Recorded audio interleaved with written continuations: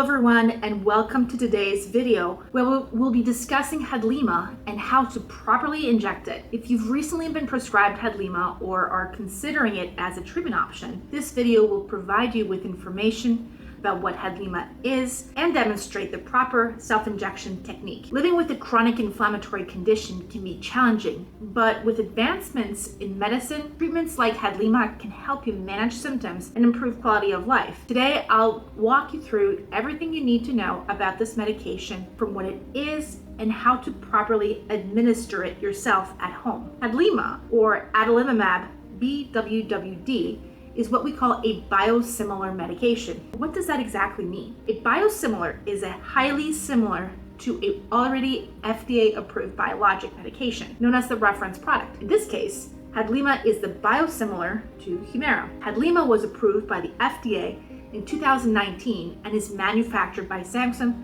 Bioepis. It's available in two formulations, a low concentration version that contains citrate and a high concentration version which does not contain citrate. You can receive Hadlima either as a pre-filled syringe or what is called a PushTouch autoinjector, which many patients find easier to use. At the molecular level, Hadlima is a tumor necrosis factor inhibitor. TNF is a protein in your body that promotes inflammation. When you have too much TNF, it can lead to excessive inflammation and the symptoms associated with various autoimmune conditions. Hadlima works by binding to TNF, blocking its interaction with the cell surface receptors, essentially reducing the inflammatory response in your body. Hadlima has been approved for several different conditions, including the following: rheumatoid arthritis, a chronic inflammatory disorder affecting the joints, juvenile idiopathic arthritis, the most common type of arthritis in children, plaque psoriasis, as well as psoriatic arthritis, which affects some people who have psoriasis, ankylosing spondylitis, an inflammatory disease primarily affecting the spine, Crohn's disease, a type of inflammatory bowel disease, as well as ulcerative colitis, which is another type of inflammatory bowel disease, uveitis, a type of inflammatory disease that affects the eye, and hidradenitis suppurativa,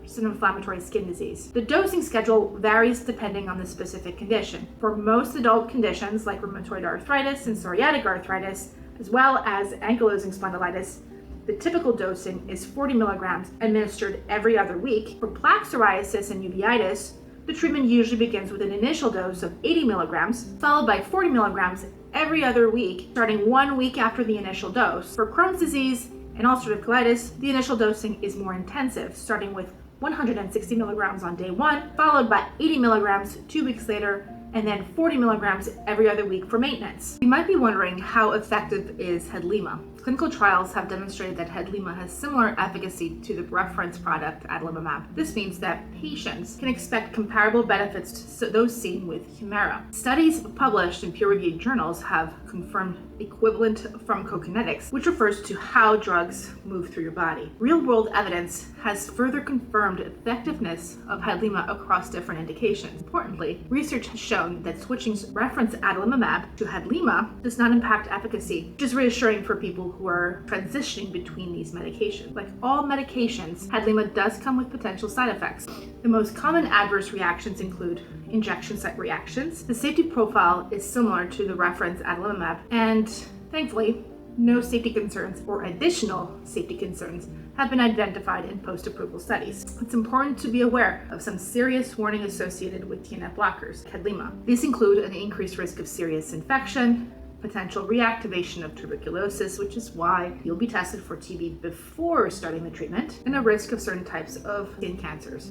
There's also a risk of hepatitis B reactivation in carriers of the virus, potential development of worsening demyelinating disease, cytopenias, heart failure, and lupus-like syndrome. While these warnings sound serious, and they are, it's important to remember that your healthcare provider has prescribed Hadlima because they believe that the benefits outweigh the risks of your specific situation. This is crucial to have a conversation between you and your healthcare provider about these risks. Now let's talk about how to prepare self-injection. Proper preparation is key to successful and a comfortable injection experience. First, you'll need to store Hadlima properly. Keep it refrigerated at 36 degrees Fahrenheit to 46 degrees Fahrenheit. And for those who work in Celsius, 2 degrees Celsius to 8 degrees Celsius. Never freeze it, and protect it from the light by keeping it in its original container until you're ready to use it. When it's time for your injection, you'll need to allow the medication to reach room temperature. Take Hadlima out of the refrigerator and let it sit at room temperature for 30 to 60 minutes before injecting. This is important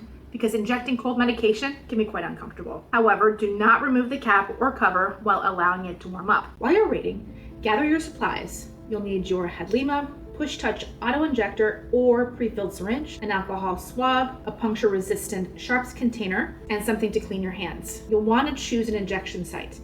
Hadlima should be injected into the front of your thighs or your abdomen, except for the 2-inch area around your belly button. If someone else is giving you the injection, they can also give you the medication in the outer area of your upper arms. Wash your hands thoroughly with soap and water or an alcohol-based cleanser. Then you'll want to clean the injection site with an alcohol swab in a circular motion, and you'll want to let the area dry completely before injecting. Now I'll demonstrate how to self-inject using the PushTouch autoinjector. First, you'll want to see whether the medication is viable. So here's the autotouch injector. So you'll want to look at the solution itself, and through the window, it should be clear or slightly opalescent and colorless to pale brown. You might see a little bubble or two. This is okay. If you notice any particulates or discoloration, don't use it. Call your physician or a specialty pharmacy to get a replacement pen. Then what you'll want to do is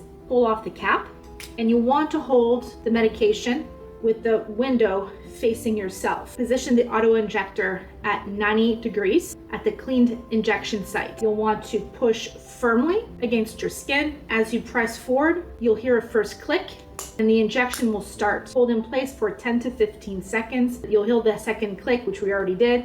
At this point, you know that it is ready. You may want to look at the window, and you'll see that the window will turn yellow once it's complete. And then you'll want to place this auto-injector into a sharps container for proper disposal. After injecting, you might notice a small amount of blood at the injection site. You can press a cotton ball or gauze pad over the area for a few seconds, but don't rub it. Remember to rotate your injection sites with each injection. Keep a record of where you injected, and this can help you remember this. This also ensures proper absorption of the medication. Hadlima is an FDA-approved biosimilar medication to Humira that's used to treat various inflammatory conditions. It's administered subcutaneous injection, typically every other week, and can be self-injected at home using either the PushTouch autoinjector or pre-filled syringe. Proper self-injection technique is crucial for the medication to work effectively and to minimize discomfort and side effects. Always allow the medication to reach room temperature before self-injecting. Inspect it carefully using proper sterile technique and dispose of the used devices safely. If you have any questions or concerns about Hadlima or the self-injection process, don't hesitate to reach out to your healthcare provider. They can provide personalized guidance and address any issues you might be experiencing. Thank you for watching this guide on how to self-inject Hadlima. I hope you found it informative and helpful in your treatment journey.